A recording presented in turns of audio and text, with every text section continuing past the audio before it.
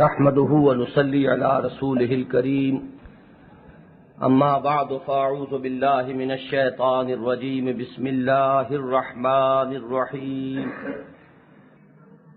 ولهن مثل الذي عليهن بالمعروف وللرجال عليهن درجة والله عزيز حكيم صدق الله العظيم رب اشرح لي صدري ويسر لي امري واحلل عقدة من لساني يفقهوا قولي اللهم ربنا الهمنا رشدنا واعذنا من شرور انفسنا اللهم ارنا الحق حقا وارزقنا اتباعه وارنا الباطل باطلا وارزقنا اجتنابه آمین یا رب العالمین۔ حضرات، ہم نے گزشتہ جمعے سے اسلام کے معاشرتی نظام اور اس کے بھی ضمن میں جو اس کی اولین منزل ہے یعنی عائلی نظام، اس کے بارے میں گفتگو کا آغاز کیا ہے۔ چونکہ یہ وہ مسائل ہیں کہ ان کے بارے میں جب بھی گفتگو ہوگی تو لازماً کچھ عملی قسم کے سوالات ذہنوں میں ابھریں گے۔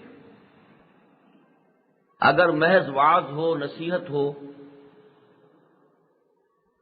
اگرچہ ہمارے ہاں عام طور پر تو مساجد میں وعظ و نصیحت بھی نہیں رہا، جنگ و جدال ہے، بحث و نزاع ہے، اختلافی مسائل پر دھواں دھار تقریریں ہیں، لیکن اس سے قطع نظر اگر صرف ایک سرمن ہو، ایک وعظ ہو، نصیحت ہو تو لوگ سن لیتے ہیں، اثر قبول کریں یا نہ کریں، لیکن یہ کہ بہرحال اس کے بارے میں کوئی سوال تو ذہن میں نہیں ابھرتا۔ لیکن جب زندگی کے جو عملی پہلو ہیں وہ زیر بحث آئیں گے تو سوالات بھی لازماً پیدا ہوں گے۔ اب میں دیکھ رہا ہوں کہ ایسے ایسے طویل سوالات جو ہیں میرے سامنے آ رہے ہیں۔ میں نے عرض کیا تھا کہ خاندان کا ادارہ، اس کے یہ 3 ڈائمینشنز ہیں۔ ایک والدین اور اولاد کا تعلق، ایک شوہر اور بیوی کا تعلق، ایک بھائیوں اور بہنوں کا آپس میں تعلق۔ یہ جس طرح 3 ڈائمینشنل اسپیس کا ہمارا کانسیپٹ ہے، ایسے ہی خاندان کے ادارے کے بھی یہ 3 ابعاد ہیں، ڈائمینشنز ہیں، 3 عرضیں ہیں۔ جہاں تک والدین اور اولاد کے تعلق کے ضمن میں قرآن مجید نے جو رہنمائی دی ہے اس کا تعلق ہے، میں پچھلے جمعے میں جو کچھ میری سمجھ میں آیا ہے میں عرض کر چکا ہوں۔ اب آج ہمیں گفتگو کا آغاز کرنا ہے مرد اور عورت کے مابین توازن جو اسلام ہمیں عطا فرماتا ہے۔ اور یہ میں عرض کر چکا ہوں کہ یہ ان 3 نہایت پیچیدہ الجھنوں میں سے شاید سب سے زیادہ پیچیدہ الجھن ہے کہ جس کا تعلق اجتماعیات انسانیہ سے، مرد اور عورت کے درمیان توازن، فرد اور اجتماعیت کے درمیان توازن، سرمایہ اور محنت کے درمیان توازن، یہ 3 مسئلے حل ہو جائیں تو انسانی زندگی میں جو اجتماعی مسائل ہیں ان سب کے اندر بھلائی پیدا ہو جائے گی، عدل اور توازن پیدا ہو جائے گا۔ یہ جو 3 ڈائمینشن میں نے عرض کی تھی آپ کے سامنے، ان میں بھی سب سے پیچیدہ مسئلہ مرد اور عورت کا ہے۔ شوہر اور بیوی کے مابین حقوق اور اختیارات کا توازن کیا ہو۔ ویسے بھی خاندان کا ادارہ چاہے اس کے وہ 3 ابعاد ہیں، لیکن غور کیجئے تو اس کا آغاز ایک مرد اور ایک عورت کے درمیان رشتہ ازدواج سے۔ چنانچہ قرآن مجید میں جو سب سے جامع صورت ہے ان مسائل پر وہ سورہ نساء ہے۔ اس کا نام بھی آپ دیکھیے تو اس میں سورہ نساء، عورتوں والی صورت، اگرچہ نام قرآن مجید میں صورتوں کے مضامین کے مناسبت سے عام طور پر نہیں ہے، لیکن یہ کہ اس کے نام میں بھی ایک معنویت موجود ہے۔ اور اس کا آغاز ہوتا ہے اس عظیم آیت سے جس کا ذکر یہاں بہت مرتبہ ہوا ہے، اس لیے کہ وہی خطبہ نکاح میں نبی اکرم صلی اللہ علیہ وسلم تلاوت فرماتے تھے۔ یا ایھا الناس اتقوا ربکم الذی خلقکم من نفس واحدۃ وخلق منها زوجها وبث منهما رجالا کثیرا ونساء واتقوا اللہ الذی تساءلون به والارحام ان اللہ کان علیکم رقیبا۔ اے لوگو تقوی اختیار کرو اپنے اس رب کا جس نے تمہیں بھی پیدا کیا ایک نفس واحدہ سے، ایک جان سے، اور بنایا اسی سے اس کا جوڑا، اور پھیلا دیے ان دونوں سے زمین میں کثیر تعداد میں مرد اور عورت۔ اس اللہ کا تقوی اختیار کرو جس کا تم ایک دوسرے کو واسطہ دیتے ہو، اور رحمی رشتوں کا لحاظ کرو، اور جان لو کہ اللہ تعالیٰ تم پر نگرانی فرما رہا ہے۔ تو غور کیجئے کہ ایک مرد اور ایک عورت کے درمیان جو رشتہ ازدواج وجود میں آتا ہے، اسی سے آگے اولاد وجود میں آتی ہے، پھر اس اولاد کے مابین رشتہ اخوت وجود میں آتا ہے، بہن بھائیوں کے درمیان وہ محبت، اس کا مسئلہ پیدا ہوگا۔ تو اصل میں جڑ والا مسئلہ تو یہی ہے۔ اس کے ضمن میں نے جہاں تک غور کیا، اس رشتے کے بھی دو پہلو ہیں، جن میں سے ایک کے بارے میں آج گفتگو کروں گا اور ایک کے بارے میں انشاءاللہ اگلے جمعے۔ ایک ہے ان کے مابین حقوق اور اختیارات کا توازن، اور خاندان کے اس ادارے کے اندر استحکام، نظم کے اعتبار سے۔ دوسرا ہے ان کے مابین محبت و الفت اور مودت اور باہمی اعتماد، کہ جس سے اس ادارے میں ان اچھائیوں کے پنپنے اور پروان چڑھنے کے مواقع پیدا ہو کہ جو اللہ تعالیٰ کو مطلوب ہے، اللہ کو پسند ہے۔ تو ایک تو ہے اس ادارے کا استحکام۔ اگر مستحکم ہی نہ ہو، مزمحل ہو، کوئی نظم اس میں نہ ہو، کوئی ضابطہ نہ ہو، تو یہ تو یوں سمجھیے کہ کسی بھی ادارے کے بارے میں کہ جہاں نظم نہ ہو، جہاں کوئی پابندی نہ ہو قواعد و ضوابط کی، اس کا جو حشر ہوتا ہے وہ ہمارے اس ڈھیلے ڈھالے معاشرے میں ہر شخص کو معلوم ہے۔ پھر جب یہ مستحکم ہو جائے ادارہ، تبھی تو پھر اس سے خیر اور بھلائی وجود میں آئے گی، اور اس خیر اور بھلائی کے وجود میں آنے کے لیے ضرورت ہے کہ اس میں محبت و مودت اور الفت اور باہمی اعتماد کی چاشنی پیدا ہو۔ جو پہلا مسئلہ ہے وہ اہم تر ہے، اور اس کے ضمن میں اس دور میں، جدید تہذیب میں، انسان نے فکر کے اعتبار سے بہت بڑی ٹھوکر کھائی، اور وہ ٹھوکر ہے، اس کو اگر میں عنوان دوں تو وہ ہے نظریہ مساوات مرد و زن۔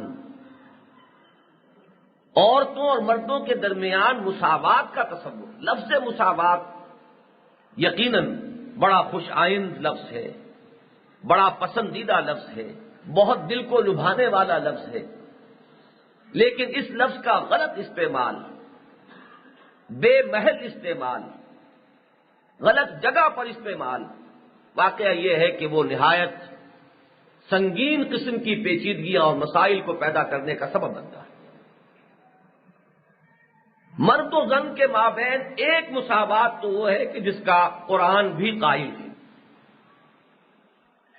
وہ مساوات ہے بحیثیت انسان، ان کے مابین مساوات۔ مرد بھی انسان ہے، عورت بھی انسان ہے، انسان ہونے کے ناطے وہ برابر ہے۔ اس برابری کا ظہور ہوتا ہے اس اعتبار سے، قرآن مجید میں بار بار آتا ہے کہ مرد کی بھی اپنی ایک ذمہ دار حیثیت ہے اللہ تعالیٰ کی نگاہ میں، اور عورت کی بھی ایک ذمہ دار حیثیت ہے۔ مرد کا بھی ایک قانونی تشخص ہے، عورت کا بھی ایک قانونی تشخص ہے۔ مرد کی بھی ایک اخلاقی حیثیت ہے، عورت کی بھی ایک اخلاقی حیثیت ہے۔ ان تینوں میں مرد اور عورت کے درمیان کوئی فرق نہیں۔ جہاں تک ایک قانونی تشخص اور حیثیت کا تعلق ہے۔ مرد جو بھی ہمارے ہاں تصور ہے محدود معنی میں ملکیت کا، مرد کو ملکیت کا حق ہے، عورت کو بھی ملکیت کا حق ہے۔ مرد کی ملکیت ہو سکتی ہے، عورت کی بھی ملکیت ہو سکتی ہے۔ اسی طرح عزت نفس جیسے مرد کی ہے ویسے عورت کی بھی ہے۔ شرافت انسانی جس کو ہم کہیں گے اس کے اعتبار سے کوئی فرق نہیں ہے مرد اور عورت میں۔ مسجود ملائک ہونے کا مقام اگر مرد کا ہے تو یہ عورت کا بھی۔ بعضکم من بعض، نیکیوں میں، بھلائیوں میں، خیرات میں، حسنات میں، صدقات میں اگر مرد پیش قدمی کر سکتے ہیں تو عورت بھی کر سکتی ہے۔ اور جو کچھ مرد کمائے گا وہ مرد کے لیے ہے، اور جو عورت کمائے گی وہ عورت کے لیے۔ اخلاقی ذمہ داری اور مسئولیت جس طرح مرد کی ہے ایسے ہی عورت کی بھی ہے۔ تو انسانی شرافت، انسانی عظمت، عزت نفس، انسان کا قانونی تشخص، انسان کا اخلاقی وجود، ان تمام اعتبارات سے مرد اور عورت کے درمیان کامل مساوات ہے عضو قرآن۔ اس پہلو سے ان کے مابین کوئی فرق اور تفاوت نہیں۔ لیکن اس سے ذرا آگے آئیے، اسلام دین فطرت ہے، وہ فطرت کو نظر انداز نہیں کرتا۔ مرد اور عورت کی جسمانی ساخت میں بھی فرق ہے اور نفسیاتی ساخت میں بھی فرق ہے۔ صرف جسم کا معاملہ نہیں، وہ تو اندھے کو بھی نظر آتا ہے، لیکن جو اس کی اصل معنوی جو اس کا پہلو ہے، باطنی پہلو ہے، جو ہماری حس سے ظاہری ہے، اس کی گرفت میں نہیں آتا۔ وہ در حقیقت نفسیاتی ساخت کا معاملہ ہے۔ زمین و آسمان کا فرق ہے عورت اور مرد کی جسمانی ساخت میں بھی اور عورت اور مرد کی نفسیاتی ساخت میں۔ جسمانی ساخت میں مرد کے اندر قوت زیادہ رکھی گئی، جسمانی قوت زیادہ ہے۔ اسی طریقے سے مرد میں فعلیت ہے، عورت میں انفعالیت ہے۔ اب یہ دو الفاظ جو ہیں، ایک میں اقدام ہے، آگے بڑھنے کا مادہ ہے، دوسرے میں نفسیاتی اعتبار سے وہ کیفیت نہیں ہے، گریز ہے۔ اور اسی گریز میں در حقیقت عورت کی نسوانیت کا اصل حسن مضمر ہے۔ پھر یہ کہ میں خالص فزیکل اور فزیولوجیکل لیول پر بات کر رہا ہوں، مرد کے جسم کا بہت کم حصہ ہے جو بقائے نسل کے فریضے سے متعلق۔ یہ جو حیات کا معاملہ ہے اس کے بارے میں جان لیجئے کہ جو بنیادی حیوانی جبلت ہے، اینیمل انسٹنکٹ، اس میں ایک تو ہے پریزرویشن آف دی سیلف، جان بچانا، اپنا تحفظ، اس کے لیے یہ کھانا پینا ہے، سارے ہمارے اندر وہ جبلی تقاضے ہیں جس سے ہم اپنے اس وجود کو، اپنے حیات کے تسلسل کو برقرار رکھتے ہیں۔ اور دوسرا بہت ہی موٹو، بہت ہی پوٹنٹ موٹو، وہ ہے بقائے نسل، پریزرویشن آف دی اسپیشیز، اپنی نسل کو برقرار رکھنا۔ یہ حیوانی جبلت ہے، حیات کے بنیادی تقاضوں میں سے۔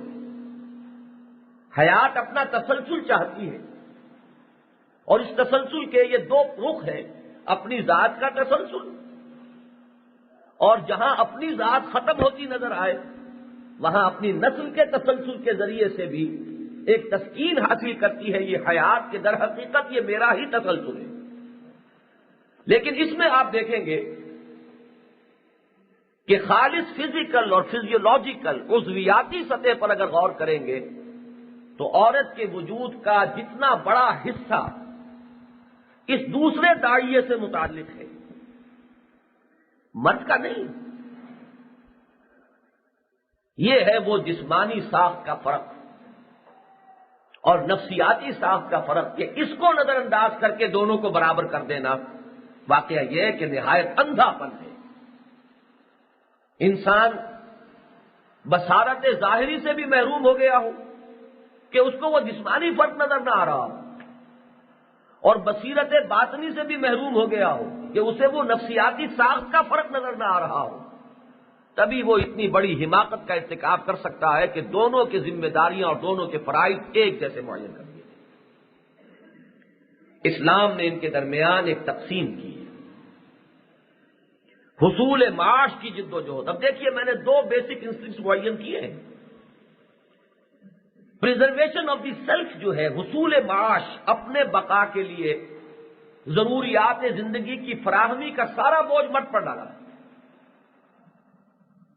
کمائے وہ، بھاگ دوڑ وہ کرے، کسی چلانی ہو تو اس کا کام ہے، ہل چلانا ہے تو اس کا کام ہے، ملک کی دفاع ہے تو اس کا کام ہے، عورت کا کام نہیں ہے. بالکل کوئی ایمرجنسی کے حالات ہو تو معاملہ دوسرا ہے.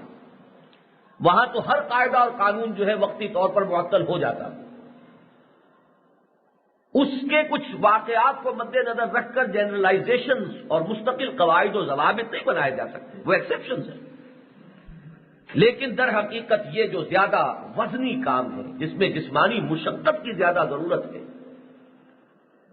پریزرویشن آف دی سیلف کے لیے معاشی جد و جہد اور اپنی آزادی اور وقار، اس کے تحفظ کے لیے دفاعی جد و جہد، اس کا سارا بار مرد پر ہے، عورت پر نہیں.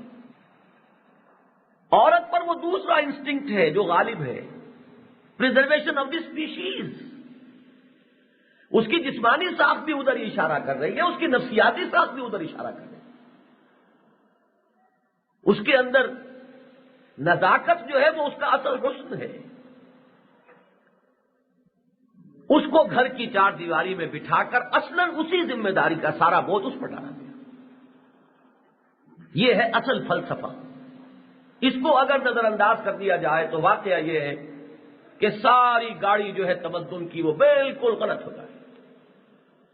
یہ ڈویژن آف ورک ہے، یہ ذمہ داریوں کی تقسیم ہے، یہ دائرہ کار کا جدا جدا تعین ہے جو عین فطرت کے مطابق ہے. اس میں چاہے آپ فزیکل سطح پر غور کریں اور چاہے فزیولوجیکل سطح پر غور کریں، چاہے عام ظاہری جسمانی ساخت کا معاملہ مد نظر رکھیں، چاہے وہ جو باطنی نفسیات انسانی ہیں ان کے فرق کو، تفاوت کو سامنے رکھیں، ان سب سے جو چیز بالکل قطعیت کے ساتھ جو ملتی ہے وہ یہ ہے کہ ان دونوں کی ذمہ داریاں ایک جیسی نہیں ہو سکتی، ان دونوں کے فرائض ایک جیسے نہیں ہو سکتے، ان دونوں کا دائرہ کار ایک جیسا نہیں ہو سکتا. نارملی اس میں فرق رہے گا، تفاوت رہے گا. ان کی جسمانی اور نفسیاتی ساخت کے پیش نظر ان کو جدا گانا ذمہ داریاں سونپی جائیں گی. ہاں ایکسیپشنز میں ہوگا کوئی معاملہ، اگر کہیں کوئی ایمرجنسی ہے، کہیں جنگ ہے، کہیں حادثہ ہے، کوئی اور اس طرح کی صورتحال ہے تو معاملات جو ہے وہ ایکسیپشنل ہوں گے، ورنہ عام قاعدہ اور قانون یہ. اس مسئلے کا تعلق چونکہ وہ جو میں نے دوسرا پہلو گنوایا ہے جس پر انشاءاللہ آئندہ جمعے گفتگو ہوگی، لہذا اسے اب یہیں چھوڑ کر ایک تیسری سطح ہے اس مسئلے کی، اس کے بارے میں گفتگو کرنا چاہتا ہوں جو ذرا زیادہ نازک ہے. ذہن میں رکھیے، نظریہ مساوات مرد و زن پر گفتگو ہو رہی ہے. ایک مساوات کا اسلام قائل ہے، انسان کی حیثیت سے مرد اور عورت میں کوئی فرق نہیں. انسانی شرافت، انسانی عظمت، انسانی عزت، انسان کا ایک قانونی تشخص کا حامل ہونا، اس کے قانونی حقوق بحیثیت انسان، اس کا ایک اخلاقی وجود اور اس کا اس اعتبار سے اللہ کے ہاں ذمہ دار ہونا، نیکیوں کا اجر پانا، بدیوں کی سزا پانا، اس کے اعتبار سے بحیثیت انسان مرد اور عورت بالکل مساوی ہیں، کوئی فرق نہیں.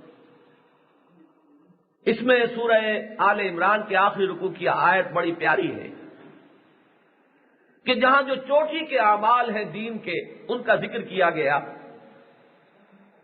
فاستجاب لهم ربهم انی لا اضیع عمل عامل منکم من ذکر او انثى بعضکم من بعض فالذین هاجروا واخرجوا من دیارهم واوذوا فی سبیلی وقاتلوا وقتلوا لأکفرن عنهم سیئاتهم ولأدخلنهم جنات تجری من تحتها الانہار ثوابا من عند اللہ واللہ عنده حسن الثواب.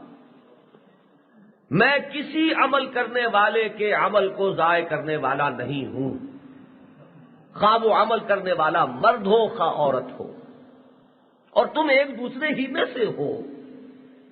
مرد اور عورت بحیثیت انسان تو ان کے درمیان کامل مساوات ہے، لیکن دوسرے درجے پر آ کر میں نے عرض کیا کہ جسمانی ساخت اور نفسیاتی ساخت دونوں کے اعتبار سے ان میں فرق ہے۔ اس فرق کے اعتبار سے ان کی ذمہ داریوں کا تعین ایک جیسا نہیں ہے۔ جو کرتا ہے وہ حماقت میں مبتلا ہے، وہ نظر انداز کر رہا ہے اس جسمانی ساخت کے فرق کو بھی اور نفسیاتی ساخت کے فرق کو بھی۔ لہذا اسلام کے نظام معاشرت میں یہ بنیادی فرق ہے، اس میں تقسیم ہے ذمہ داریوں کی اور دائرہ کار۔ مرد کے ذمے زیادہ بوجھ حصول معاش کا اور دفاع، یہ اصل کام ہے مرد کا، اور اس کو میں نے آپ کے سامنے رکھا، پریزرویشن آف دی سیلف کا معاملہ جو ہے اس میں زیادہ بوجھ مرد پر۔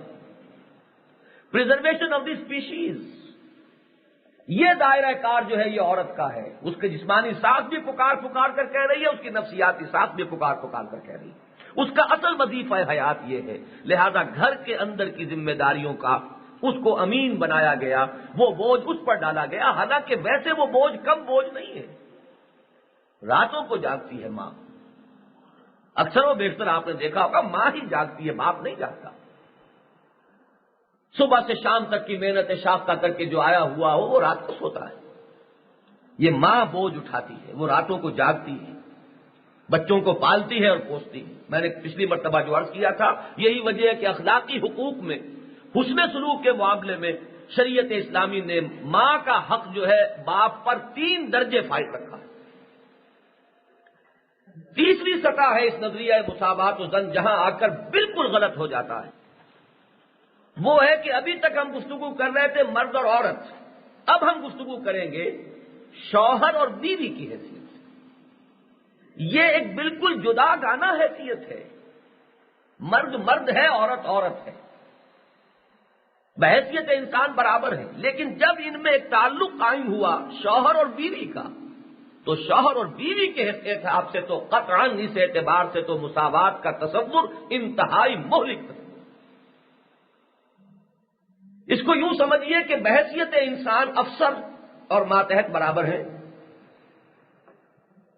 منسٹر ہو چاہے اس کا شوفر ہو اور چاہے اس کا کوئی اردلی ہو اور چاہے اس کا کوئی پین ہو، بحیثیت انسان برابر ہے۔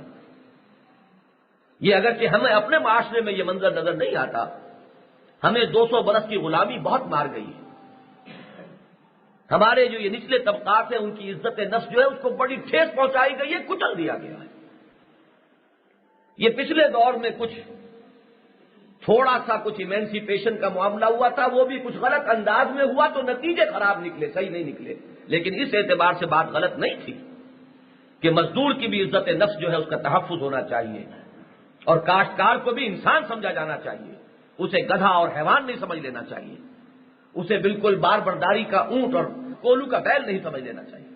اس اعتبار سے وہ ایک رخ تو صحیح تھا، انداز غلط ہوا ہے، اور اس میں اس غلط انداز نے نتیجے غلط نکال دیے، لیکن بات اصلا غلط نہیں تھی۔ کچھ پریسٹیج جو ہے انسان کی بحیثیت انسان، اس کو ری ایسرٹ کرنا، اس کو دوبارہ قائم کرنا، یہ مطلوب ہے اپنی جگہ پر، یہ اعلیٰ قدر ہے۔ لیکن یہ کہ ہمیں بعض دوسرے معاشروں میں یہ چیز نظر آتی ہے، کچھ ہمارے ہاں پٹھانوں کے ہاں یہ آپ کو رنگ نظر آ جائے گا، وہ فرق و تفاوت نہیں، ان میں عزت نفس ہے۔ پھر یہ کہ ان میں بڑے اور اونچے اگرچہ یعنی مالی اعتبار سے فرق ہے، لیکن بحیثیت انسان جو ہے ان کے درمیان، ان کی ذہنیت میں، ان کی نفسیات میں کوئی لمبا چوڑا فرق نہیں۔ یہ نقشہ اگر دیکھنا ہو اس دور میں بھی آپ کو سعودی عرب میں نظر آ جائے گا کہ وزیر صاحب جو ہیں وہ اندر بیٹھے ہوئے وزیر ہیں اپنی کرسی پر، ان کے فرائض ہیں، ان کی ذمہ داریاں ہیں، اور جو ان کا بواب ہے دروازے پر جو کھڑا ہوا ہے پین، وہ پین ہے، اس کے اپنے فرائض ہیں، لیکن جب دوپہر کے کھانے کا وقت آئے گا تو یہ ممکن نہیں ہے کہ وزیر صاحب علیحدہ اپنا کھانا کھا لیں، وہ بواب اور ان کا شوفر، ان کا پین ساتھ بیٹھے، بحیثیت انسان وہ برابر ہے۔ اور آپ کو کہیں ان کے بواب میں اور کہیں ان کے کسی بھی سواق میں کہیں آپ کو یہ محسوس نہیں ہوگا کہ یہ اپنے آپ کو کچھ کمتر سمجھتا ہے. یہ برابر سمجھتا ہے اپنے آپ کو، بحیثیت انسان برابر ہے، لیکن فرائض میں برابر نہیں، اختیارات میں برابر نہیں. اگر اندر سے افسر کی گھنٹی پر فوراً چپراسی نہیں آتا تو وہ معزول کیے جانے کے قابل ہے. وہاں وہ اپنا اختیار استعمال نہیں کر سکتا. فرض منصبی کے اعتبار سے اونچ نیچ ہے، اختیارات کے اعتبار سے اونچ نیچ ہے، ان کے مختلف سٹیٹس بھی ہے. کوئی کار پر آ رہا ہے، کوئی پیدل آ رہا ہے. یہ سارا فرق و تفاوت ہے. اس کے بغیر تو دنیا کا کوئی نظام چل ہی نہیں سکتا. تو ایک ہے حیثیت منصبی، اس کا فرق و تفاوت، ایک ہے بحیثیت انسان ان کا ایک ہونا. یہ دونوں چیزیں بیک وقت سامنے رکھنی ہوں گی. تو مرد اور عورت مساوی ہیں بحیثیت انسان، لیکن جب ایک مرد اور ایک عورت کے درمیان رشتہ ازدواج وجود میں آتا ہے، اب وہ محض ایک مرد نہیں ہے، اب وہ شوہر ہے. اور یہ محض ایک عورت نہیں ہے، یہ بیوی ہے. شوہر اور بیوی کا تعلق جب قائم ہوگا تو اب زمین و آسمان کا فرق واضح ہو جائے گا. اور اس کو میں دھڑلے کے ساتھ کہنا چاہتا ہوں، قرآن مجید نے جس کو بڑے ہی بلند الفاظ میں کہا ہے، واضح الفاظ میں کہا، الرجال قوامون علی النساء، یہاں آ کر معاملہ جو ہے وہ بالکل دوسرا ہے. بحیثیت انسان ان کا مساوی ہونا وہ بالکل اپنی جگہ پر ہے، لیکن یہ کہ شوہر اور بیوی ہونے کے اعتبار سے وہ مساوی نہیں. اس لیے کہ اب ان دونوں نے مل کر ایک ادارے کی بنیاد رکھی ہے. اور کوئی ادارہ دنیا میں ایسا نہیں ہے، تصور کیجئے، کہ جس کے دو ہیڈز ہوں اور دونوں بالکل مساوی اختیارات والے ہوں. آپ کوئی دفتر چلا کر دکھا دیجئے، کوئی انجمن چلا کر دکھا دیجئے، کوئی ایسوسی ایشن ورک کر کے دکھا دیجئے، چھوٹے سے چھوٹا ادارہ لے لیجئے، اس میں دو بالکل مساوی حقوق و اختیار رکھنے والے ہیڈز اگر ہوں گے تو نہیں چل سکتا. قرآن مجید نے اسی کو توحید کی ایک بہت بڑی دلیل کی حیثیت سے استعمال کیا ہے کہ لو کان فیہما آلہۃ، جیسے یہ سمجھتے ہیں کہ بہت سے آلہہ ہیں، لفسدتا، تو زمین و آسمان میں فساد رونما ہوگا. ایک کی مرضی کچھ ہے، دوسری کی کچھ ہے. سورج کا دیوتا اور ہے، پانی کا دیوتا اور ہے. ان کے درمیان اگر ٹھن جائے تو سورج کی گرمی سے سمندر کا پانی بخارات بن کر اوپر نہ جائے تو نظام تو معطل ہوا. یہ اختیار مطلق جو ہے اس کائنات میں صرف اللہ کا ہے، تب یہ نظام چل رہا ہے. اگر یہ نہ ہو، فیصلہ کن طور پر ایک مختار مطلق نہ ہو تو نظام نہیں چل سکتا. چھوٹے سے چھوٹا نظام نہیں چل سکتا، پھر بڑے نظام کا تو کوئی سوال ہی پیدا نہیں ہوتا. لفسدتا. ایک اور جگہ فرمایا لذهب كل الہ بما خلق،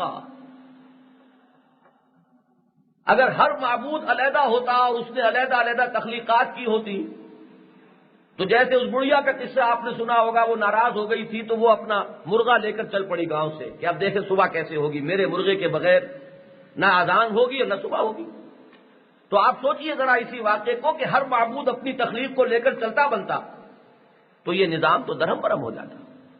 یہ تو ایک ہی خالق ہے، ایک ہی مدبر ہے، ایک ہی ناظم ہے، اسی کے ہاتھ میں اختیار مطلق ہے، اسی کا حکم چلتا ہے سورج پر بھی اور چاند پر بھی اور ہوا پر بھی اور پانی پر بھی اور زمین پر بھی، آسمانوں پر. وہ زمین میں بھی وہی الہ ہے اور آسمانوں میں بھی وہی الہ ہے، تب یہ نظام چل رہا ہے، ورنہ ایک دن کے لیے یہ نظام چلنا ممکن نہیں. تو آپ سوچئے کتنی یہ بالکل ہمارے سامنے دو اور دو چار کی طرح کی حقیقتیں ہیں. اگر غور کرے انسان تو یہ جو تیسری سطح میں نے عرض کی، اس میں عظیم فرق و تفاوت ہے. مرد کو قوام بنایا گیا ہے. یہ بات ایک تو سورہ بقرہ میں آئی. سورہ بقرہ جیسا کہ میں نے کئی مرتبہ عرض کیا ہے، شریعت محمدی علیہ صاحب الصلاۃ والسلام کا جو بلو پرنٹ ہے وہ سورہ بقرہ میں تیار ہوا. اس لیے کہ سورہ بقرہ جو ہے وہ پہلی مدنی سورت ہے بالاتفاق، اس میں کسی اختلاف کا کوئی شائبہ نہیں. اب مکے میں جب تک حضور رہے، مسلمان رہے صلی اللہ علیہ وسلم، تو ابھی تو اسلام کا غلبہ تھا ہی نہیں. کفر اور شرک جو ہے وہ غالب تھے. لہذا وہاں اپنا نظام، اپنا قانون چلانے کا کوئی موقع ہی نہیں.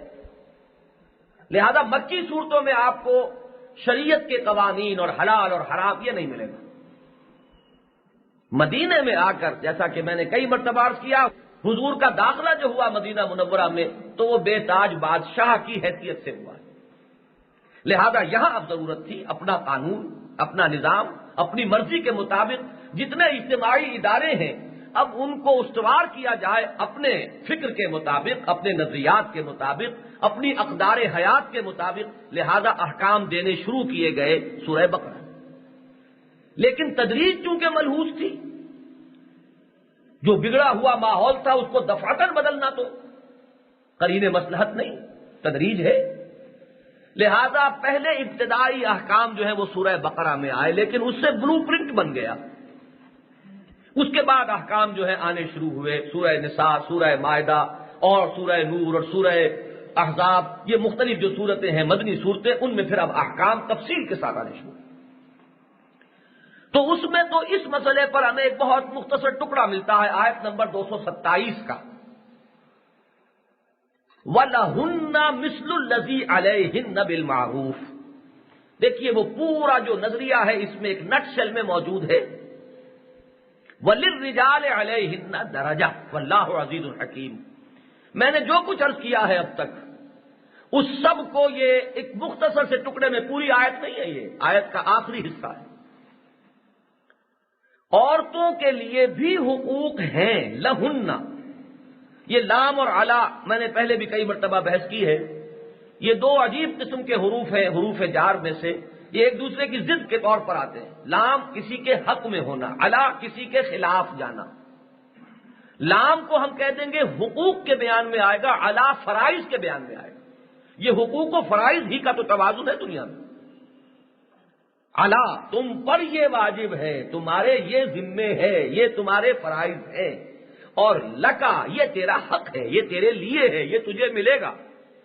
تو حقوق کے لیے حرف لام اور فرائض اور ذمہ داریوں کے لیے علا. وَلَهُنَّ مِثْلُ الَّذِي عَلَيْهِنَّ بِالْمَعْرُوفِ. جیسے ان کے فرائض ہیں، جیسی ان کی ذمہ داریاں ہیں، علیہن، جو اللہ نے ان پر تمدن کی ذمہ داریوں کا بوجھ رکھا ہے اسی کی مناسبت سے ان کے حقوق بھی ہیں. لہن مثل الذی علیہن بالمعروف، اور معروف طریقے پر، جانی پہچانی صورت میں، جس کو فطرت انسانی جو ہے وہ اس کو صاد کر دے کہ واقعی یہ بات صحیح. تو حقوق اور فرائض کا توازن یہی ہے اصل شے. لیکن اب اس کے بعد ایک ٹکڑا آیا، وَلِلرِّجَالِ عَلَيْهِنَّ دَرَجَةٌ. مردوں کو ان پر ایک درجہ حاصل ہے فضیلت کا، ایک تفوق ہے. اس کا انکار کرو گے تو حقائق کا انکار کرو گے، اس کو نظر انداز کرو گے تو اپنے پاؤں میں کلہاڑی مارو گے، اپنے نظام کو تباہ و برباد کرو گے. خاندان کا ادارہ برباد ہوگا، خاندان کا ادارہ برباد ہوگا تو پورے معاشرے میں فساد پیدا ہوگا. اس کا نقصان اللہ کو نہیں پہنچے گا، یہ تمہیں ہی پہنچے گا براہ راست. وَلِلرِّجَالِ عَلَيْهِنَّ دَرَجَةٌ، بڑا ہی بڑے پیارے الفاظ میں، بڑے سادہ الفاظ میں ایک درجہ فضیلت کا ہے مردوں کو عورتوں پر. واللہ عزیز الحکیم، اور جان لو اللہ عزیز ہے، زبردست ہے، جو چاہے حکم دے، جو چیز چاہے طے کر دے. لیکن عزیز ہی عزیز نہیں ہے، وہ حکیم بھی ہے، کمال حکمت کے ساتھ فیصلہ کرتا ہے. اس نے جو کچھ تمہیں راہ سجھائی ہے، جو تمہاری رہنمائی کی ہے، وہ صرف اپنے اختیار مطلق کی بنا پر جو چاہا کہہ دیا نہیں ہے، بلکہ اس کے اندر حکمت ہے. وہ عزیز بھی ہے، وہ حکیم بھی. تو تمہاری اپنی مصلحتیں، تمہاری اپنی حکمتیں، تمہارا اپنا خیر اس میں مضمر ہے کہ اس حقیقت کو پہچان لو کہ وَلِلرِّجَالِ عَلَيْهِنَّ دَرَجَةٌ، مردوں کو ان پر ایک درجہ فضیلت کا حاصل ہے. اب یہ جو اصول سورہ بقرہ میں آیا ہے، بالکل جیسا میں نے عرض کیا کہ یہ تو بلو پرنٹ کے طور پر ایک ڈائریکٹو پرنسپل آ گیا. اور یہ بات ذہن میں رکھیے، صحابہ کرام میں سے رضوان اللہ تعالی علیہ مجمعین، جن کو ہم کہتے ہیں فقہائے صحابہ، دیکھیے ذہنی استعداد اور صلاحیت اور ذہانت اور تفقہ اور فہم اور بصیرت یہ سب میں ایک جیسی نہیں ہوتی، فرق و تفاوت ہے۔ ایک طرف تو ہم یہ دیکھتے ہیں کچھ لوگوں میں قوت عمل زیادہ ہے، دوسروں میں قوت فکر زیادہ ہے، ایک تقسیم ہوتی ہے، فرق و تفاوت۔ تو صحابہ میں سے جو فقہائے صحابہ تھے، جن کو خاص طور پر یہ تفقہ اور فہم اور بصیرت حاصل تھی، وہ تو پہلا اشارہ پاتے ہی ساری بات پا جاتے تھے کہ اب یہ رخ کدھر جا رہا ہے، اور اس میں چوٹی پر ہے حضرت عمر فاروق رضی اللہ تعالی عنہ۔ یہی وجہ ہے کہ بہت سے معاملات میں آپ نے سنا ہوگا، یہ واقعہ ہے کہ ان کی طرف سے تقاضا پہلے شروع ہوتا تھا کہ حضور اس معاملے میں یہ ہونا چاہیے، اور پھر وہی اس کے مطابق نازل ہوتی تھی۔ ہمارے ہاں جمعوں میں جہاں وہ مرصع اور مسجع خطبے پڑھے جاتے ہیں، ان میں آپ نے حضرت عمر کے ساتھ یہ الفاظ سنے ہوں گے، الذی کان رأیہ موافقا بالوحی والکتاب عمر بن الخطاب رضی اللہ تعالی عنہ۔ میں اس میں کہا کرتا ہوں بڑی زیادتی ہوئی حضرت عمر پر، یہ جو الفاظ کسی نے لکھے، ایسا تو صحابی کوئی بھی نہیں کہ جس کی رائے کتاب اور اللہ کے حکم کے موافق نہ ہو۔ جب اللہ اور اس کی وحی آ گئی اور کتاب میں کوئی حکم آ گیا تو صحابہ کی رائے تو خود بخود اس کے موافق ہو گئی۔ حضرت عمر کی فضیلت کا مقام یہ ہے کہ الذی وافق الوحی والکتاب برائیہ، کہ جس کی رائے کے مطابق وحی اور کتاب نازل ہوئی ہے، وہ ہے حضرت عمر رضی اللہ تعالی عنہ۔ تو خاندانی معاملات میں پردے کے احکام کے سلسلے میں بہت پہلے سے حضرت عمر نے کہنا شروع کیا حضور سے کہ اس طرح نہیں ہونا چاہیے، ہماری خواتین کو اس طرح گھروں سے نہیں نکلنا چاہیے۔ اس کے بعد وہ تدریجاً احکام آئے۔ تو میں یہ کر رہا تھا کہ یہ جو بلو پرنٹ تیار ہوا تھا، اگرچہ اس کے اندر یہ سب کچھ موجود ہے پوٹینشلی، لیکن اس کے مضمرات کو پھر کھولا گیا ہے۔ ذرا اس آیت کو اب آپ سنیے، یہ آیت نمبر 34 ہے سورہ نساء کی۔ الرجال قوامون علی النساء، وہاں تھا لفظ درجہ، وللرجال علیہن درجہ۔ ابھی بات بہت ہی مختصر، مجمل اور بڑے نرم انداز میں کہی گئی ہے، لیکن سمجھنے والے تو اس کو سمجھ گئے۔ تاہم چونکہ سب کا فہم برابر نہیں ہے، دوسروں کے لیے بھی بات اور کھول کر آ جانی چاہیے۔ کذالک یبین اللہ آیاتہ للناس، اسی طرح اللہ تعالی اپنی آیات کو اور واضح کرتا ہے اور روشن کرتا ہے لوگوں کے لیے۔ تو وہ اس ٹکڑے کو اب یہ لیجئے اس آیت کی روشنی میں، الرجال قوامون علی النساء، مرد عورتوں پر قوام ہے۔ اچھا دیکھیے، قام یقوم، کھڑے ہونا، یہ تو سب جانتے ہیں، قائم جو کھڑا ہو، زاویہ قائمہ وہ 90 درجے کا زاویہ جو بالکل کھڑا ہوتا ہے۔ قوام اسی سے فعال کے وزن پر ہوا، اس میں مبالغہ، بہت کھڑا ہونے والا۔ لیکن اس میں جب صلہ آ گیا علا کا، قوامون علی النساء، اس میں مفہوم ہے حکومت کا، اختیار کا۔ مرد عورتوں پر حاکم ہے۔ اس لفظ سے ذہناً اعراض نہ کیجیے، قرآن مجید کا مفہوم یہی ہے کہ یہ چھوٹا سا ادارہ جو ہے یہ بھی ایک چھوٹی سی حکومت ہے، اور کسی ادارے کے اندر بھی اگر یہ طے نہ ہو کہ آخری اختیار کس کے ہاتھ میں ہے، اس ادارے کے اعتبار سے وہ ادارہ قائم نہیں رہ سکتا۔ اس میں اضمحلال ہوگا، اس میں کمزوری ہوگی، چولیں ڈھیلی ہو جائیں گی، اور خاندان کے ادارے میں اگر چولیں ڈھیلی ہو جائیں تو پورے معاشرے کی چولیں ڈھیلی ہو جائیں۔ اور آج ہم دیکھ رہے ہیں اپنی نگاہوں سے وہ ضعف اور اضمحلال جو ہے وہ خاندانی ادارے میں، انسٹیٹیوشن آف فیملی میں پیدا ہوا، اور اس کے نتیجے میں پورا معاشرہ جو ہے معلوم ہوا کہ بالکل غیر منضبط معاشرہ ہے۔ اس میں کوئی ڈسپلن نام کی شے ہے ہی نہیں، کوئی کسی کی سننے والا نہیں۔ تو یہاں ہے وہ بات کہ الرجال قوامون علی النساء بما فضل اللہ بعضهم علی بعض وبما انفقوا من اموالهم۔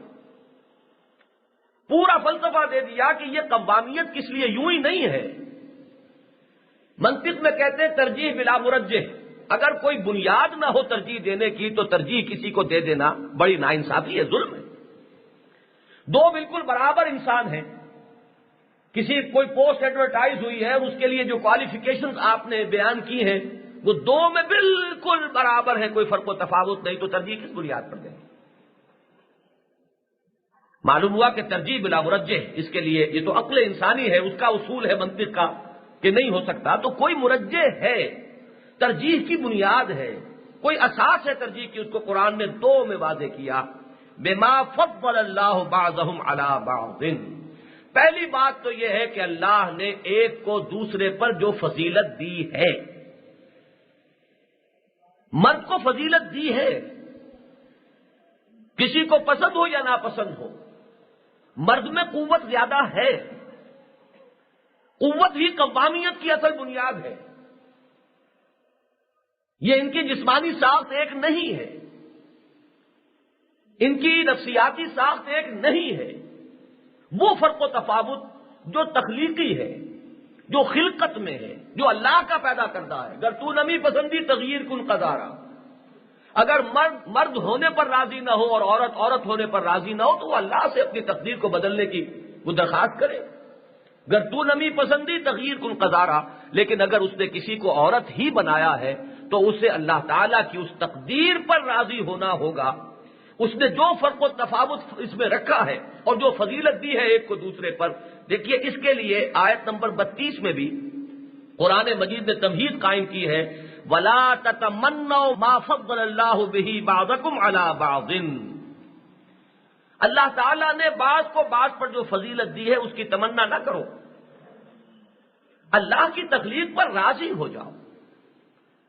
اللہ نے اگر کسی کو قوت زیادہ دی ہے، آپ کو نہیں دی ہے، اب آپ پیچ و تاب کھائے جائیں، آپ راضی ہوں، مجھے اللہ نے جو کچھ دیا ہے اسی کے حساب سے مجھ سے محاسبہ ہوگا، میں اگر اس کے مطابق اپنے فرائض ادا کر دیتا ہوں میں کامیاب۔ کسی کو ایشیا میں پیدا کر دیا، اس کی چمڑی جو ہے رنگدار ہے، اب وہ اسی پر جو ہے وہ پیچ و تاب کھاتا رہے کہ مجھے کیوں نہ امریکہ میں پیدا کر دیا اور کیوں نہ یورپ میں پیدا کر دیا، تو ظاہر بات ہے کہ یہ تو سوائے اس کے کہ وہ اپنے وقت کو ضائع کرے، اپنی قوت کو ضائع کرے، اس کے سوا تو کوئی اس کا حاصل نہیں ہے۔ جو بھی اللہ نے جس کو تخلیقی اعتبار سے جو کچھ عطا کیا ہے اس پر راضی ہونا، مطمئن ہونا اور اس کے مطابق اپنے فرائض کو ادا کرنے کی حتی الامکان کوشش کرنا، یہ ہے نارمل راستہ۔ ایک صحیح جو نفسیاتی طور پر انسان متوازن ہوگا اس کا نہج یہ ہوگا۔ لہذا فرمایا وَلَا تَتَمَنَّوْا مَا فَضَّلَ اللَّهُ بِهِ بَعْضَكُمْ عَلَى بَعْضٍ لِلرِّجَالِ نَصِيبٌ مِّمَّا اكْتَسَبُوا وَلِلنِّسَاءِ نَصِيبٌ مِّمَّا اكْتَسَبْنَ۔ مردوں کے لیے حصہ ہے اس میں سے جو وہ کمائیں گے اور عورتوں کے لیے حصہ ہے اس میں سے جو وہ کمائیں گے۔ یہ ہے وہ درمیانی بات جو میں نے عرض کی تھی کہ جہاں تک اپنے اخلاق میں، اپنے کردار میں، اپنے نیکی میں، خیرات میں، صدقات میں آگے بڑھنے کا معاملہ ہے اور اس کے لیے کوشش ہے، تو جو یہ کمائے گا وہ اس کے لیے اور جو وہ کمائے گی وہ اس کے لیے، اس کا کمایا ہوا اس کے ہاتھ میں نہیں دے دیا جائے گا۔ اس اعتبار سے مساوات ہے۔ اس میں بڑا پیارا واقعہ آتا ہے، حضرت اسماء بنت یزید رضی اللہ تعالی عنہا ایک انصاری صحابیہ ہیں، انہوں نے کچھ سوچا اور کچھ اور بہت سی خواتین میں بھی کھچڑی پک رہی تھی۔ یہ مسائل جو ہمارے ہاں ہوتے ہیں ظاہر بات ہے وہاں بھی تھے، تو خواتین میں یہ کھچڑی پک رہی تھی صحابیات میں کہ یہ مرد تو ہم پر بہت فائق ہو گئے، یہ جہاد کرتے ہیں، قتال کرتے ہیں، ساری نیکیوں کے دروازے جو ہیں اونچی اونچی نیکیاں اور اعلیٰ اعلیٰ درجات والی نیکیاں وہ تو ان کے لیے ہیں، پھر یہ کہ 5 وقتہ نماز مسجد میں جا کر یہ پڑھتے ہیں، جمعہ اور جماعت کی جو فضیلتیں ہیں وہ انہیں حاصل ہوتی ہیں۔ عورتوں پر تو ظاہر بات ہے کہ یہ نماز باجماعت فرض نہیں ہے، مردوں پر باجماعت فرض ہے، اور وہ فضیلت جو ہے وہ بھی گویا کہ مردوں کے حق میں آ گئی، تو ہم لوگ جو ہیں وہ تو بہت پیچھے رہ گئے۔ یہ احساس ہوا اور ایک وفد حضور کی خدمت میں حاضر ہوا، اور اس وفد میں ان کی اسپوکس مین کی حیثیت تھی حضرت اسماء بنت یزید کی رضی اللہ تعالی عنہما۔ تو حضور نے کہا کہ کہیے کیا کہنا ہے۔ انہوں نے ایک بھرپور تقریر کی، یہ واقعہ احادیث میں ملتا ہے، بھرپور تقریر کی جس میں یہ سارا مسئلہ رکھا کہ دیکھیے مرد جاتے ہیں وہ اللہ کی راہ میں قتال کرتے ہیں، جنگیں کرتے ہیں، ہم ان کے بچوں کو اپنی گودوں میں لادے لادے پھرتی ہیں، تو ہمارے لیے تو کوئی وہ جو فضیلت والا معاملہ ہے وہ تو نہیں رہا، اور ہم اس معاملے میں پیچھے رہ گئے، تو ہمارے لیے کیا ہے۔ جو تقریر انہوں نے کافی کی تو حضور نے ایک تو تحسین فرمائی، جو صحابہ بیٹھے ہوئے تھے ان کی طرف رخ کر کے حضور نے فرمایا کہ تم لوگوں نے آج تک کسی عورت کی طرف سے اتنی عمدہ تقریر سنی ہے اس مسئلے پر؟ سب نے کہا نہیں حضور، یہ واقعتاً بڑی ہی عمدگی کے ساتھ انہوں نے اس مسئلے کو پیش کیا۔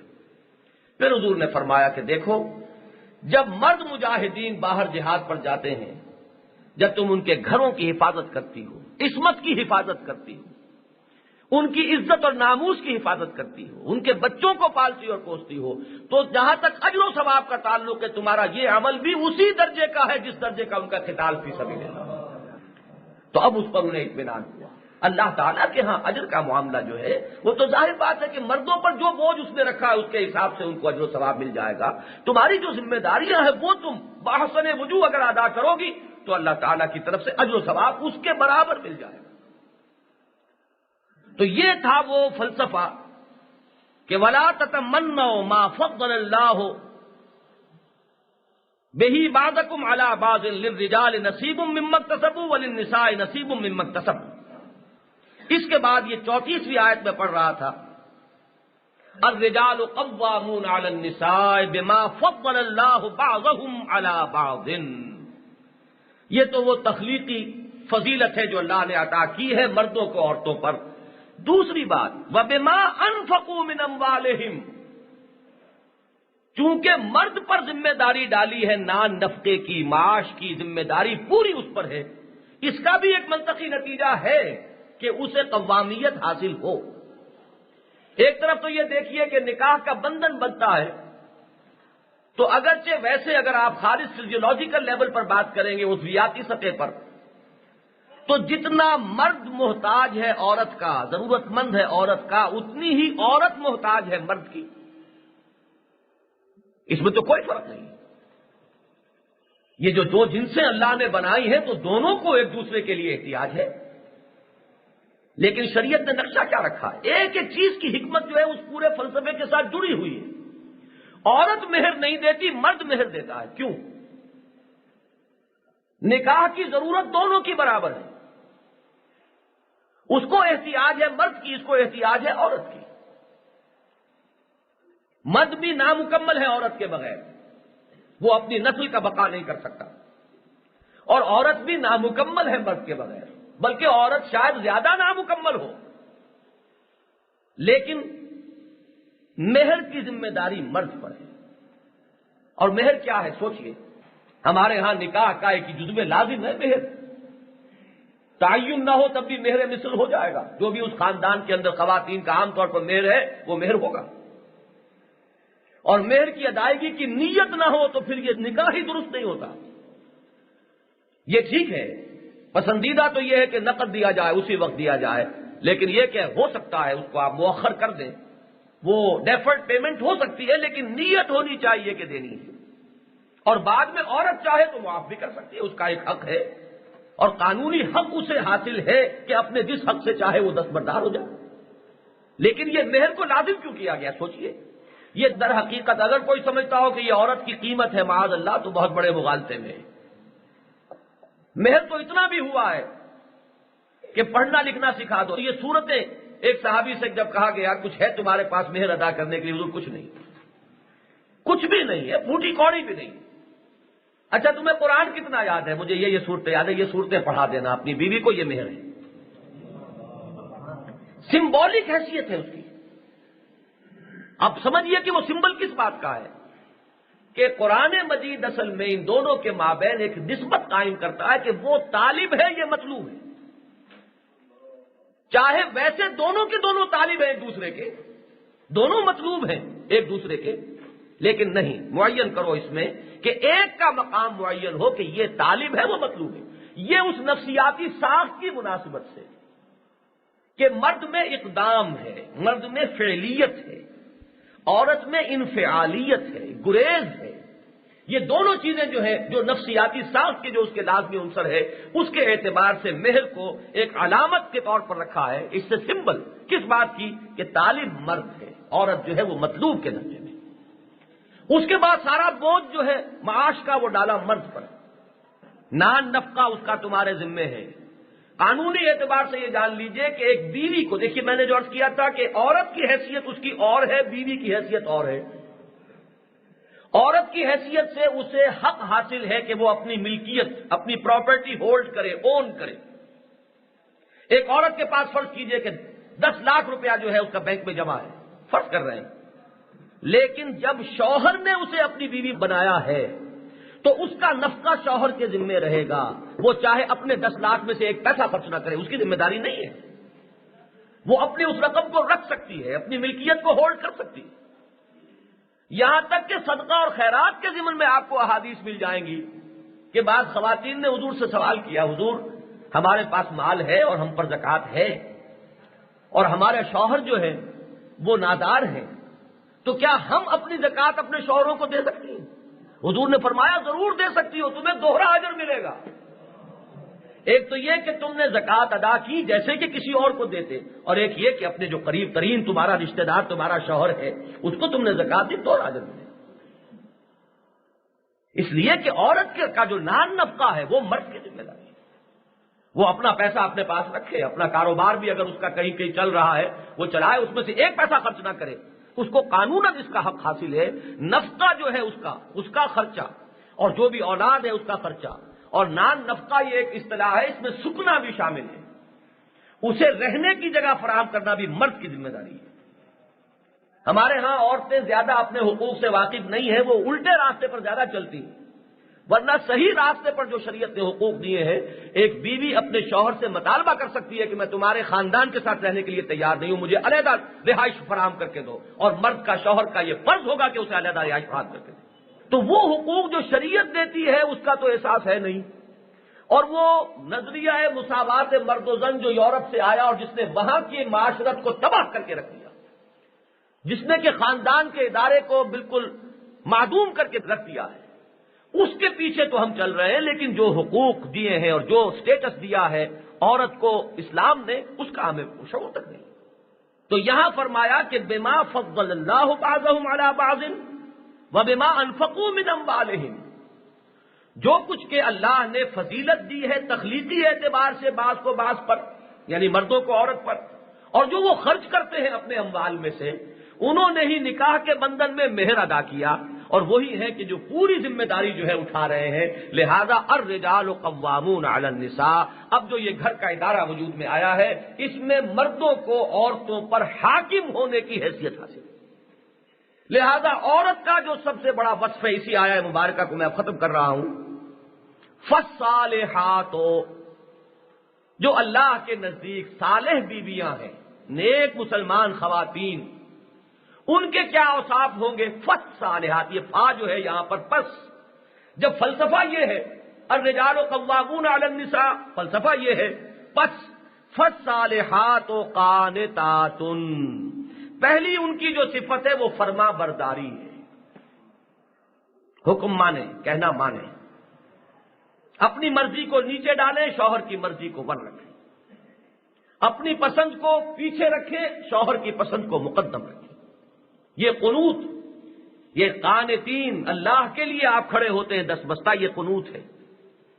لہذا اس کا منطقی نتیجہ یہ، اب کسی کو پسند نہ آئے تو اسے سوچنا چاہیے کہ اسے پھر اسلام سے مستعفی ہو جانا چاہیے۔ یہ میری بات نہیں ہے، یہ اللہ تعالیٰ کے الفاظ ہیں، قرآن مجید ہے، کلام اللہ ہے۔ اس نے تو جو بات کہی ہے عقل اور فطرت کے مطابق کہی ہے، اگر ہمیں نہیں پسند تو خامخواہ اسلام میں لا کر ان چیزوں کو نہ ٹھوسیے، یہ دوہرا جرم ہے۔ بلکہ یہ کہ شرافت کا تقاضا پھر یہ ہوگا کہ آپ کہیں کہ ہمیں اسلام پسند نہیں، لیکن اسلام کی بات اپنی جگہ بالکل واضح ہے۔ فالصالحات قانتات حافظات للغیب بما حفظ اللہ، دوسرا ان کا بہت بڑا وصف جو ہے وہ حافظات، حفاظت کرنے والیاں، غیب میں اور غیب کی، لل کا یہ دونوں مفہوم پیدا ہو جائے۔ عورت جو ہے وہ شوہر کی عزت و ناموس لیے ہوئے، اس کی حفاظت اس کے ذمے ہے۔ شوہر گھر سے باہر ہوتا ہے، اس کی سارا اس کا مال جو ہے وہ عورت کی تحویل میں ہے، گھر کی ملکہ وہ ہے، اس کی حفاظت اس کے ذمے ہے۔ مرد کا نسب جو ہے وہ عورت کی امانت میں ہے، اس نسب میں خیانت نہ کرے، اس کی حفاظت کرے، یہ اس کی ذمہ داری ہے۔ تو سب سے پہلا وصف ان کا قانتات حافظات للغیب، یہ ہے در حقیقت ایک معیاری جو خاتون اسلام کی نگاہ میں ہے، ایک معیاری بیوی جس کا نقشہ کہ اسلام پیش کر رہا ہے اس ازدواجی رشتے میں آنے کے بعد بیوی کی حیثیت سے جو اس کے فرائض ہیں، جو اس کی ذمہ داریاں ہیں، ان کی جو نوعیت قرآن معین کر رہا ہے، وہ اس آیہ مبارکہ سے ہمارے سامنے بالکل واضح طور پر آ جاتی ہے، اور نظریہ مساوات مرد و زن کی اس معنی میں جڑ کر جاتی ہے جس معنی میں کہ آج یہ نظریہ دنیا میں اچھالا جا رہا ہے۔ اسی کی ایک کرولری کے طور پر یہ بات جان لیجئے کہ طلاق کے معاملے میں سیپریشن میں بھی برابر نہیں رکھا ہے۔ مرد کو اختیار ہے، وہ طلاق دے سکتا ہے، عورت کو طلاق کا اختیار نہیں ہے۔ بہت احمق ہیں وہ لوگ جو اس معاملے میں برابری کرنا چاہتے ہیں۔ اس میں بھی جو فلسفہ ہے پورا، اس کو سامنے رکھیں گے تو ہر چیز 2 اور 2 4 کی طرح صاف نظر آئے گا۔ منطقی طور پر وہ قوام ہے، اسے اختیار دیا گیا ہے، گھر کے نظم کو چلانے کا ذمہ دار وہ ہے، گھر کی معاشی بوجھ پوری کی پوری اس کی کفالت کی ذمہ داری اس پر ہے، لہذا طلاق کے معاملے میں بھی اس کو تو دیا ہے اختیار کلی، وہ جب چاہے طلاق دے سکتا ہے، لیکن عورت کو، بیوی کو وہ حق حاصل نہیں ہے۔ وہ طلاق حاصل کر سکتی ہے، دے نہیں سکتی، خود نہیں جب چاہے شوہر کو طلاق دے دے، بلکہ یہ کہ وہ طلاق حاصل کر سکتی ہے۔ طلاق حاصل جو کی جاتی ہے اس کو شریعت میں خلا کہتے ہیں۔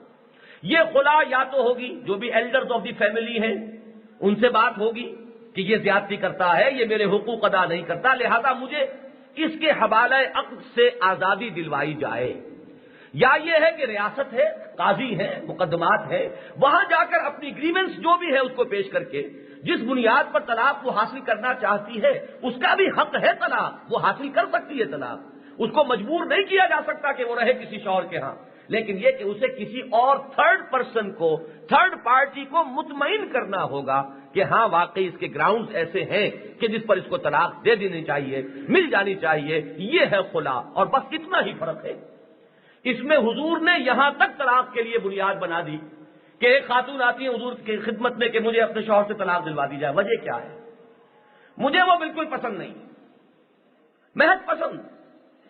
میں نے بارہا دیکھا ہے وہ سب سے چھوٹے قد کا ہے، جب بھی لوگوں میں ہوتا ہے وہ سب سے نیچا نظر آتا ہے، چلیے اس کی شکل و صورت بھی مجھے پسند نہیں۔